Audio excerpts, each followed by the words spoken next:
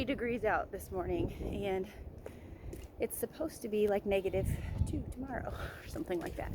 So I'm going to show you all my animals before it gets too cold to have my phone out and my hand freezes off. There's one. That's our farm dog, Birdie. Burton has been with us for a long time. And he keeps all the deer and coyotes off of the property, so we don't really have to worry about that at night anyway. During the day, we do get a couple sneaky coyotes that come up and snag a chicken here and there. And I know during kids season, when we start having baby goats, we'll have to watch that, but we'll probably have them in stalls, so they should be safe. On to the next. Our super old chicken coop, but it does the job. We are going to try to replace it, but we have not gotten that far.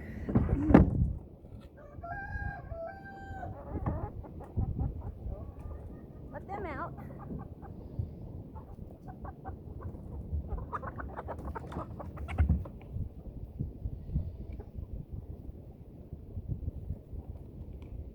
We're gonna head over to these jokers.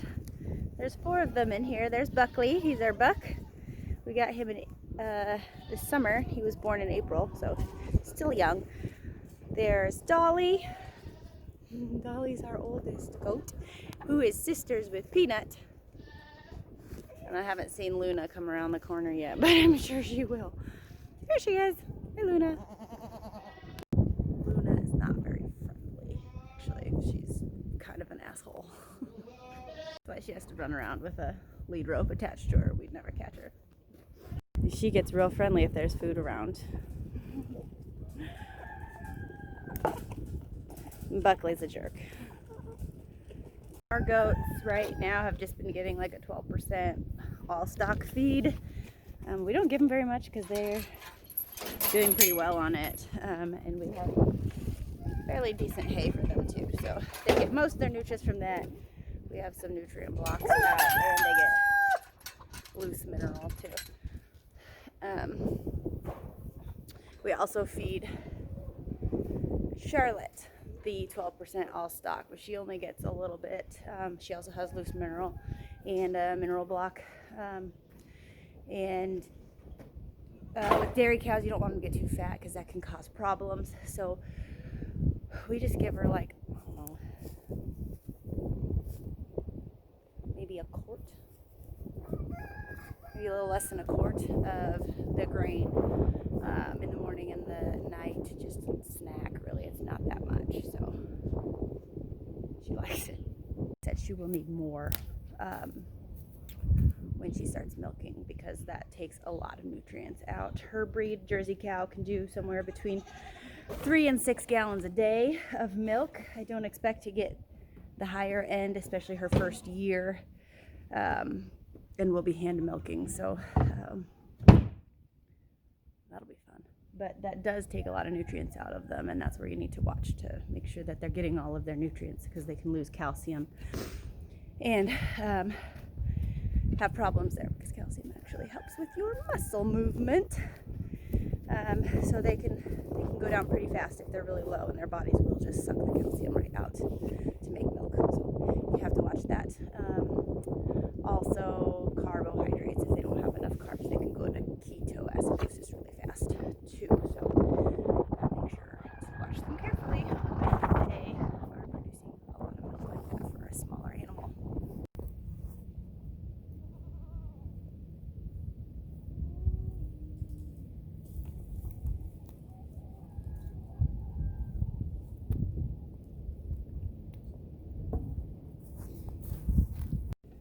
This is our chicken coop.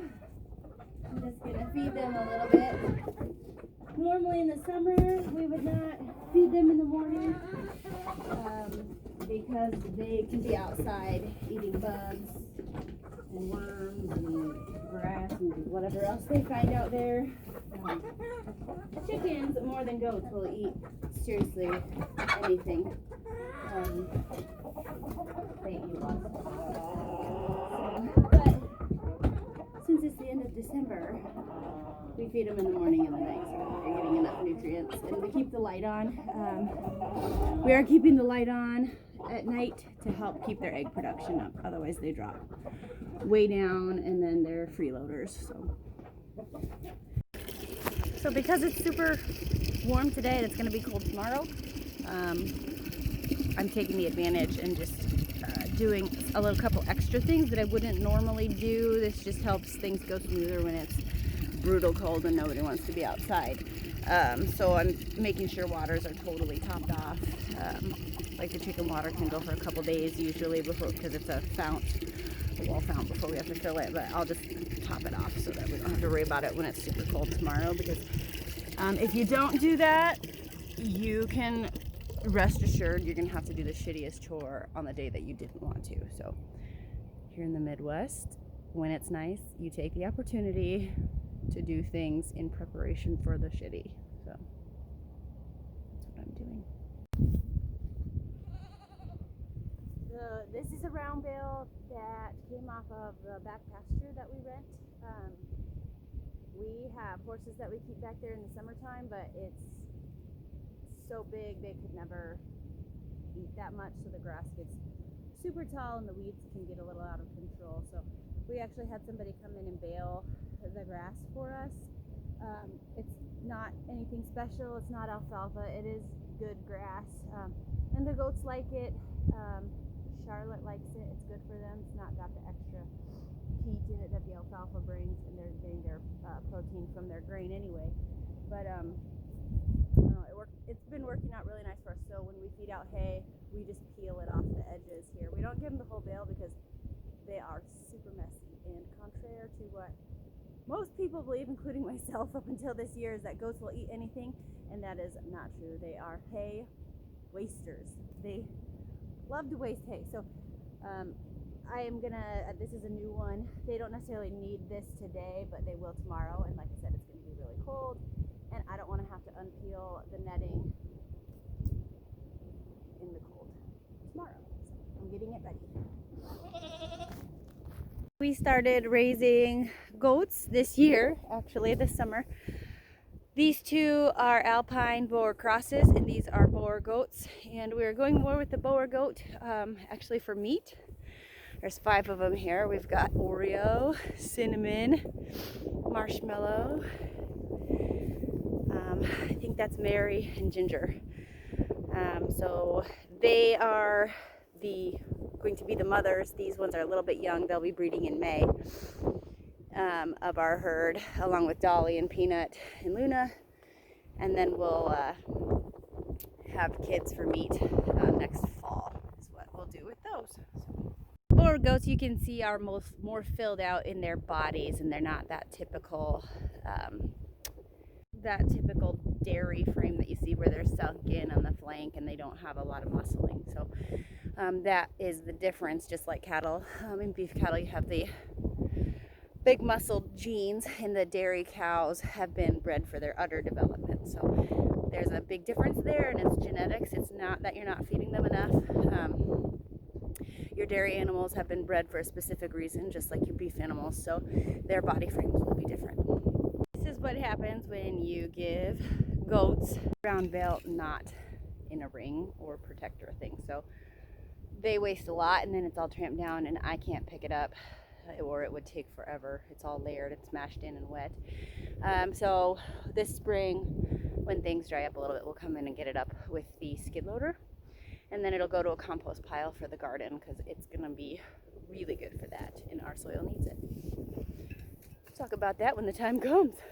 Here's 3 of the 5 horses we have on our farm. They usually spend the summer out on pasture.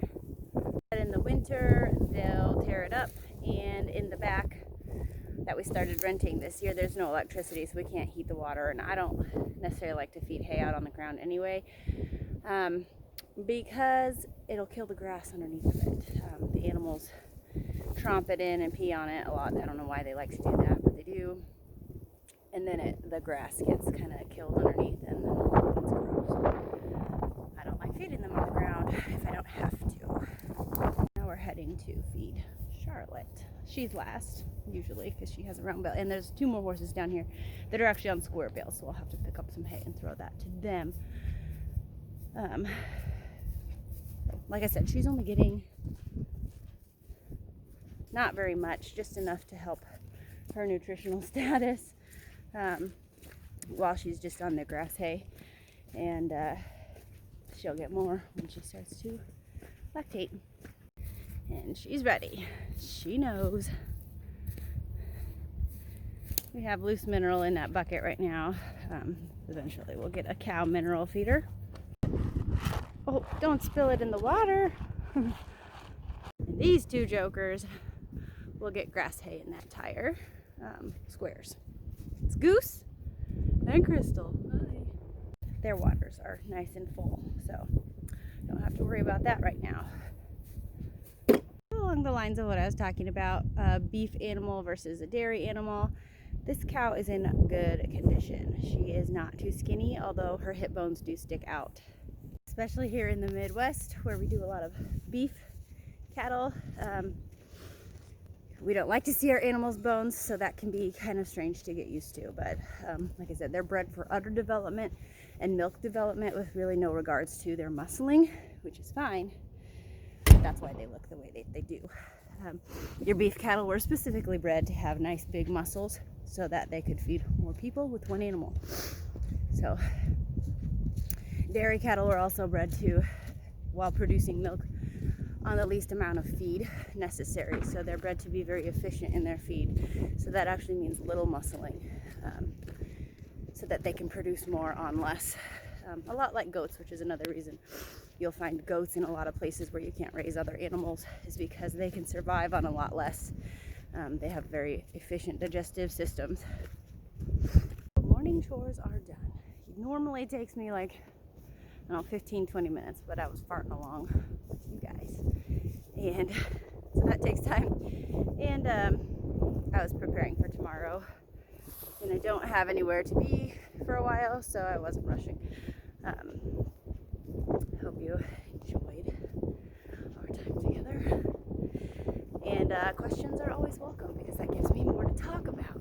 So, send me questions. Or let me know something you'd like to know more about, because I like to talk.